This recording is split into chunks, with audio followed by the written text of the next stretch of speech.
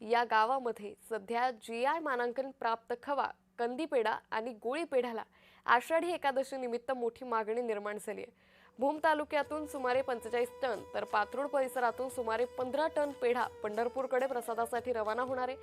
आषाढी वाढीच्या पार्श्वभूमीवर भूम आणि पात्रूड येथील पेढा उद्योगात सध्या लगबग सुरू आहे। पांडुरंगाच्या लाखो भाविकांसाठी प्रसाद म्हणून मोठ्या प्रमाणावर पेढ्याची निर्मिती आणि पॅकिंग सुरू झाली आहे।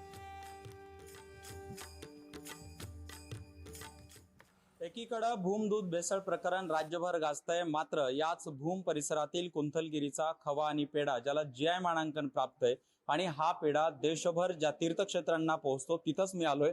मी आहे पात्रूड मध्ये की पात्रूडचा जो खवा आणि पेढा तो देशभरातल्या अनेक तीर्थक्षेत्रांवरती प्रसिद्ध आहे आणि हा खवा आणि पेढा कसा बनतो, हा पेढा जो बनवला जातो तो अशा पद्धतीने बनवला जातो। अतिशय गुणवत्ताधारक असलेला हा पेढा आहे ज्याला देशभरातून मोठी मागणी आहे। आता वारीच्या निमित्ताने जर आपण बघितलं तर जवळपास 40-45 टनाची या पेढ्याची मागणी असते। माझ्यासोबत पेढा उत्पादक आहेत, काय सांगाल किती मागणी आहे या पेढ्याची आता वारीच्या निमित्ताने? या वारीच्या निमित्ताने पात्रूडमधून किंवा पात्रूडच्या परिसरातून जवळजवळ 10 ते 15 टन पेढा जातो आणि लोक ते प्रसाद म्हणून घेतात।